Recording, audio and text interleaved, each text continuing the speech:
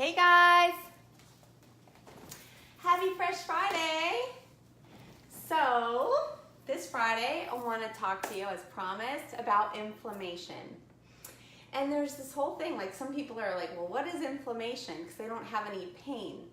Well, some people feel it and some people don't.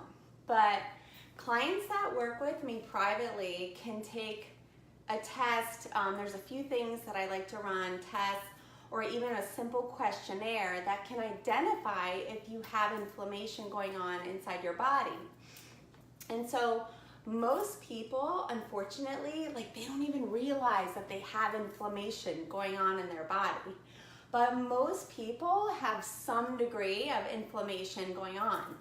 And needless to say, whether it's, whether you feel it or you don't, we need to work to calm inflammation because it is the cornerstone of every single disease inside of our body. There are so many things. Inflammation can be a good thing because it helps heal our body, right? So when we twist our ankle, there's a whole host of things that happen to help heal that.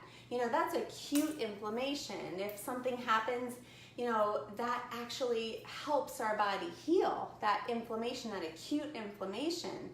And unfortunately, chronic inflammation is more like this slow burning fire that's like a candle, where this is one of my favorite candles, but it is so slow and it's burning and burning and burning inside of us.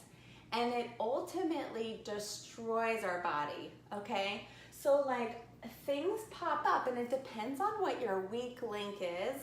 So it could lead to autoimmune conditions if you have that in your family. And it usually goes by what your family history is. So if your family history, if you have autoimmune diseases in your family, you're gonna pop up with autoimmune diseases if you're inflamed.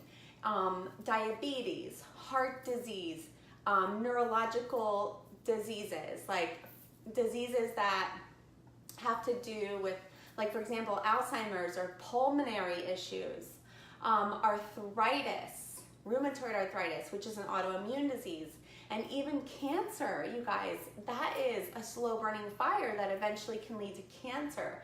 So inflammation is so important to address. And the good news is we have markers to show us if we're inflamed. And unfortunately, the conventional treatment for inflammation is something like, steroids. Usually it's steroids, which are extremely detrimental to our whole system. Even ulcerative colitis, that's an autoimmune condition. And so steroids is the preferred choice for conventional, but there's so many things that affect our system that are natural, that can help put out that fire in our body. And today I want to talk to you about 10 of my top tips on how to calm the inflammation, put out that fire that is burning up your insides and leading to damage in your body. So the first one is to eat your fruits and veggies. And I know it sounds so cheesy, oh yeah, I eat fruits and veggies. Well, some people just don't. We should be getting 9 servings of fruits and veggies a day. With each meal, we should be having lots of colorful vegetables. And most people just don't, So there's a lot of great supplements. There's powders with fruits and veggies. I know Juice Plus, it's the #1 most recommended supplement for fruits and veggies by healthcare professionals. And if you do all 3, the fruits, veggies, and berries, you get over 30 different fruits and vegetables in your diet. So it's really cool to have that. I add that into my supplement regimen, particularly the berries, you guys. Berries are super anti-inflammatory. There's a product, resveratrol by Apex, that I really like. It gets right into the system. There's a lot of great things about berries, but other foods that are anti-inflammatory in terms of fruits and vegetables, your green leafy vegetables, your spinach, your kale, your lettuces, your squashes, your beets, You know, that's why juicing could be so beneficial as long as you're juicing organic. But they have a lot of anti-inflammatory properties. So there are a number of people that have to really watch a certain category of foods called nightshades. Because speaking of inflammation, this type of food can actually cause more pain in the body. So if you have pain in your joints or pain somehow in your body, and you are sensitive, you might be sensitive to nightshades. So this includes things like eggplant, tomato, potato. Those are some alkaloid compounds that may be triggering more inflammation. So you could do a little test and see if you're sensitive to these. It might be triggering more inflammation. So that's something you can do. And there's another tip that I really want to recommend regarding inflammation. It is eat healthy fats, okay? Because healthy fats are anti-inflammatory. Cold water fish, especially wild salmon, it's so good for you. And that would be something, you know, that you could get, you can eat if you're vegan. You might want to take a good quality fish oil.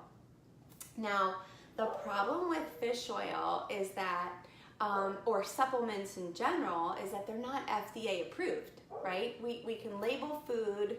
There's strict labeling laws with food, but with fish oil, with any supplements, there's not. So that's why I created the Living Fresh Insiders program, is to give you guys discounts on pharmaceutical quality nutrients. Anyways, going back to healthy fats, fish oil should not smell fishy. Like if you take fish oil and like you start burping fish, either your fish oil is rancid or you just have, you need some work on your digestive system. There's something going awry there. You shouldn't be burping up your fish oil, and it should not smell fishy. So I love Metagenics, EPA DHA 1000. It's a gram per pill. It's awesome.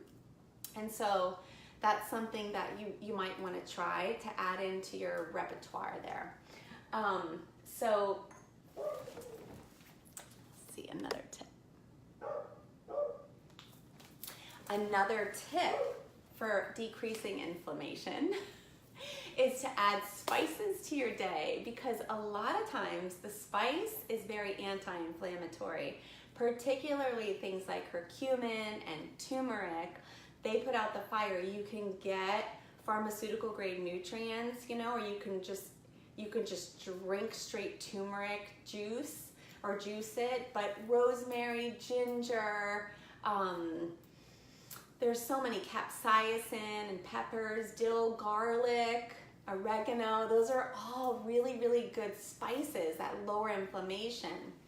One thing that increases inflammation is sugar. It's so detrimental to our body. Anything with sugar, not only does it pack on the pounds, you guys, it also ramps up our inflammation. So try dark berries or chocolate.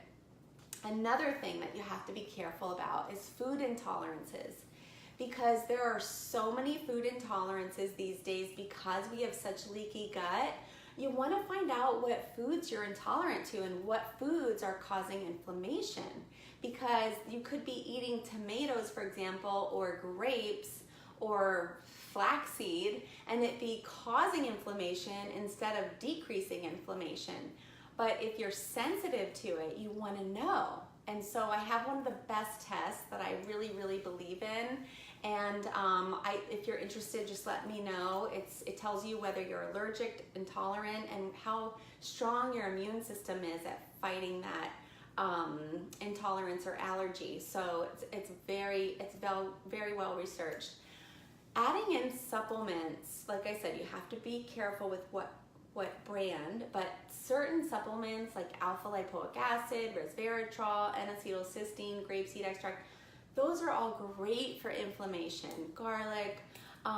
Sometimes we really just have to add certain ones in to help calm our inflammation. Even probiotics. probiotics are amazing because we oftentimes have a dysbiosis, too much bad bacteria versus good bacteria. So I have some great recommendations for probiotics if you're interested.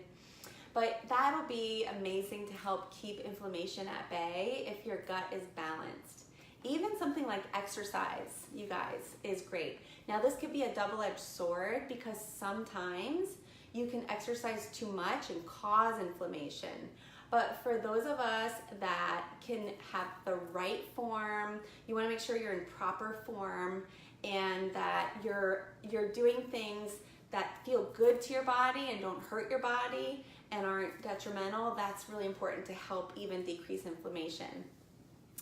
Detox, detox, detox. I know I talk a lot about it, but in terms of like the world that we live in, because it's so toxic, the complete detox program that I recommend and like I walk people through, and it's just, I can't say enough about it. It's really quite handheld, and I've been working on it for years now. It's changed my life. It's a great way. It's an assisted program to help decrease inflammation. I've seen patients' levels of inflammation drop significantly after a detox program. So check that out. Sleeping is one that a lot of us don't get anymore in today's day and age, but that alone lowers inflammation too. So at least 7 to 9 hours of sleep. Make sure that you get it in. There's a lot of great things that we could work on regarding sleep if you're not getting that Z's that you should. And for a quick way to reduce inflammation, if you haven't already, check out my 3-day mini cleanse, and that's available at the link below because there are a couple great anti-inflammatory recipes and some 3 different foods that you would be amazed that if you just cut that out, how much it lowers your inflammation. So lucky for us, there's certain dietary and lifestyle habits that we could do to drastically reduce our inflammation on a natural level without hurting our body. And you know, if you feel like this video was helpful and you want to share it, please feel free. And let me know if there's a topic that you want to hear about that I haven't covered yet, or that you have a particular interest in, let me know. So happy Fresh Friday. I hope you guys have a great weekend.